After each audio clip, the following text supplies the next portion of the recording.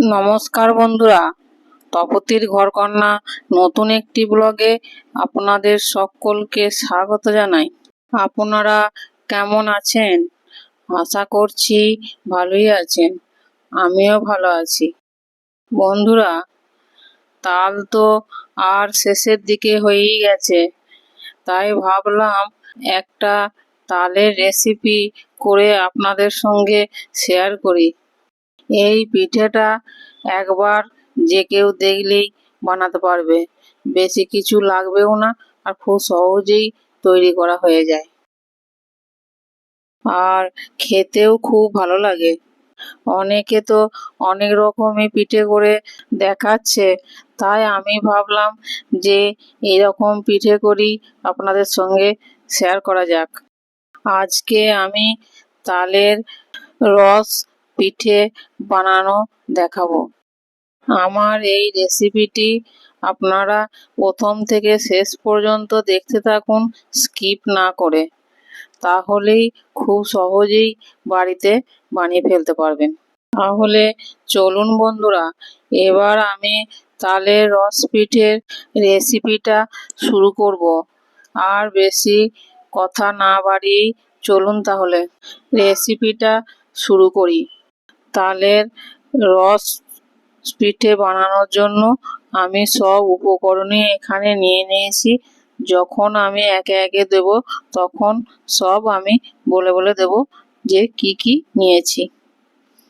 এবার আমি একটা বড় বাটি নিয়েছি, তার মধ্যে 1 বাটি সুজি, মানে 100 থেকে 150 গ্রাম হবে, আর 1 বাটি ফুটিয়ে ঠান্ডা করে রাখা দুধ। এই দুটি উপকরণই আমি ভালো করে মিশিয়ে নিচ্ছি। বন্ধুরা, এখানে আমি বলে রাখি যে দুধটা কিন্তু হালকা গরমও নিতে পারেন, তাতে কোনো অসুবিধা নাই। এবার এর মধ্যে আমি শুকনো চালের গুঁড়ো 1 বাটি, সেটাও দিয়ে দিচ্ছি, আর স্বাদ মতো লবণ দিয়ে দিচ্ছি, আর 1 বাটি তালের পাল্প দিয়ে দিচ্ছি। এই তালের পাল্পটা আমি আগে বার করে গরম করে রেখেছিলাম, তাই এর মধ্যে সব দিয়ে দিচ্ছি। দিয়ে সব উপকরণগুলি একসঙ্গে ভালো করে মিশিয়ে নেব। প্রথমে সব উপকরণগুলি আমি চামচ দিয়ে এইভাবে মাখিয়ে নিচ্ছি। তালের পাল্পের সঙ্গে এইভাবেই সব উপকরণগুলি আমি ভালো করে মিশিয়ে নিয়েছি। দেখুন, এখন একটু নরম লাগছে, কিন্তু সুজিটা যখন সব টেনে নেবে তখন কিন্তু শক্ত শক্তই হয়ে যাবে। দেখুন, মাখানো হয়ে গেছে। এবার এর মধ্যে আমি কোরানো নারকেল ছিল কিছুটা, সেটাও দিয়ে দিচ্ছি। আপনারা কিন্তু এই নারকেলটা দিতেও পারেন, আবার নাও দিতে পারেন। আর গুঁড়ো চিনি 1 চামচ দিয়ে দিচ্ছি। বন্ধুরা, এই চিনিটা কিন্তু আপনারা দিতেও পারেন, আবার নাও দিতে পারেন। যদি বলেন যে মিষ্টি একদমই দেবো না, নাও দিতে পারেন। আমার মন গেল তাই 1 চামচ দিলাম। এবার আমি হাত দিয়েই সব উপকরণগুলি ভালো করে মেখে নিচ্ছি।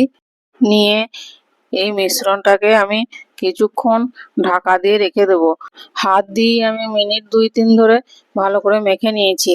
এবার এই মাখাটাকে ঢাকা দিয়ে মিনিট 10-এর জন্য রেখে দেবো, তাহলে ভালোভাবেই সেট হয়ে যাবে। এবার আমি চিনির রসটা তৈরি করে নেব। হাফ বাটি চিনি দিয়েছি, আর 1 বাটি আর একটু জল দিয়েছি। দিয়ে এই রসটাকে আমি তৈরি করে নেব। আর এই রসের মধ্যেই 2টি ছোট এলাচ থেঁতো করে দিয়ে দিচ্ছি। এলাচটা দিলে ওর ফ্লেভারটা একটু ভালো হবে। এবার আমি এইভাবে অনবরত নেড়ে নেড়ে রসটি তৈরি করে নেব। রসটা বেশি মোটাও হবে না, আবার খুব পাতলাও হবে না, মোটামুটি ভালোভাবে চিনিটা গলে যাবে, আর একটু ভালো করে ফুটিয়ে নিলেই রসটা তৈরি হয়ে যাবে। এইভাবে আমি নাড়াচাড়া করে এই মিনিট 2-3 ধরে ভালো করে ফুটিয়ে নিয়েছি। রসটা দেখুন একদম রেডি হয়ে গেছে। এবার আমি একটা পাত্রে ঢেলে রাখবো, কারণ এই কড়াইটাতেই আমি পিঠেগুলো ভাজবো। এবার কিছুক্ষণ পর আমি ডোটা খুলে দেখাচ্ছি দেখুন। একটু যেন নরম নরম লাগছিল, তার জন্যে আমি কিছুটা চাল গুঁড়ি নিয়ে আর একটু মেখে নিচ্ছি ভালো করে ঠেসে ঠেসে। বন্ধুরা, এখানে কিন্তু চাল গুঁড়ির বদলে আপনারা ময়দা কি আটা দিতে পারেন, তাতেও হবে। চালের গুঁড়িটা দিয়ে হাত দিয়ে আমি ভালো করে আবার ডোটাকে মেখে নিচ্ছি। দেখুন, ডোটা কিন্তু খুব যে শক্ত হবে তাও না, আবার খুব নরমও হবে তাও না। এবার আমি হাতে কিছুটা সাদা তেল মাখিয়ে নিয়েছি। এবার এই ডো থেকে একটু একটু করে নিচ্ছি, নিয়ে এইভাবে গোল করে আর একটু লম্বা করে দিচ্ছি।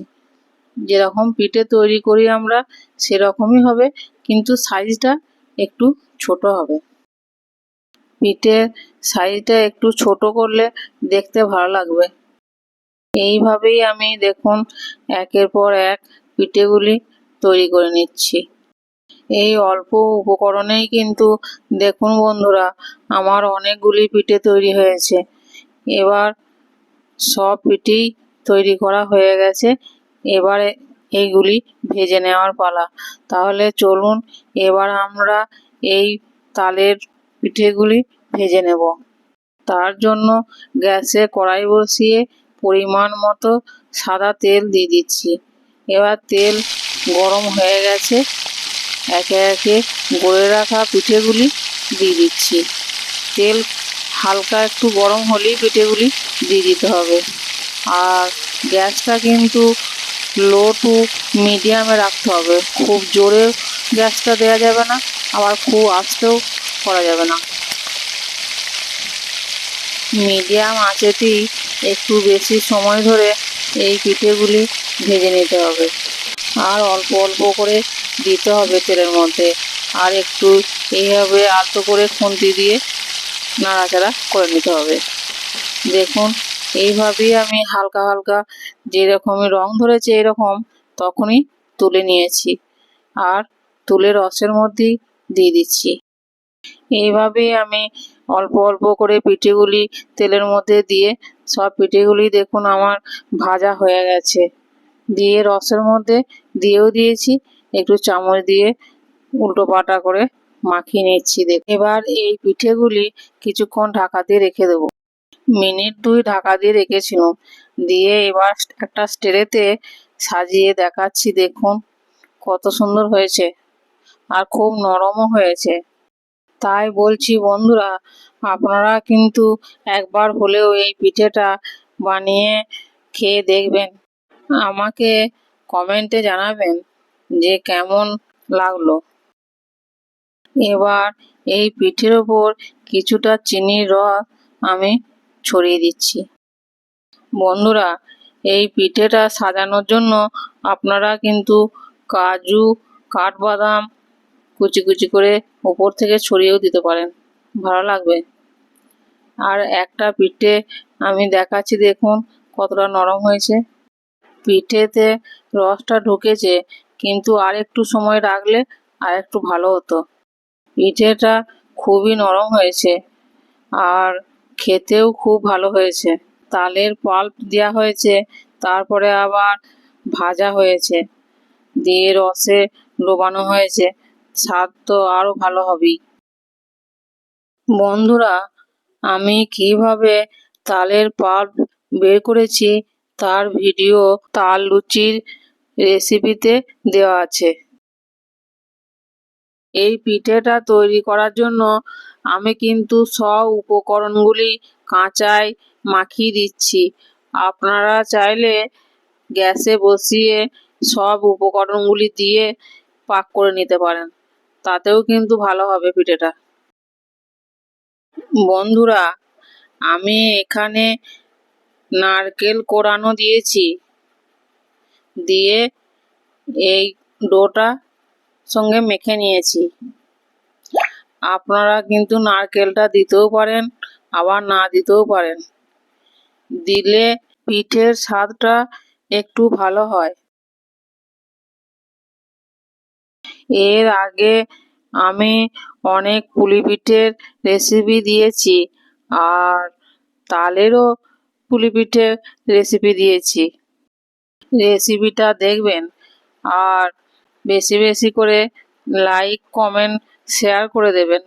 আর যদি ফেসবুক থেকে দেখেন তাহলে ফেসবুক পেজটি ফলো করবেন। তাহলে বন্ধুরা, আমার এই তালের রস পিঠের রেসিপি আপনাদের কেমন লাগলো কমেন্টে তো অবশ্যই জানাবেন। আর ভালো লাগলে লাইক, কমেন্ট, শেয়ার, সাবস্ক্রাইব করতে ভুলবেন না। আর পাশে থাকা বেল বাটনটি প্রেস করে দেবেন, যাতে নিত্য নতুন ভিডিও দিলে সবার আগে আপনাদের কাছে পৌঁছে যায়। আজ এই পর্যন্তই। আবার দেখা হবে অন্য কোনো ব্লগে, অন্য কোনো রেসিপি নিয়ে। ততক্ষণ সকলেই ভালো থাকবেন, সুস্থ থাকবেন, সাবধানে থাকবেন। ধন্যবাদ সকলকে ভিডিওটি শেষ পর্যন্ত দেখার জন্য।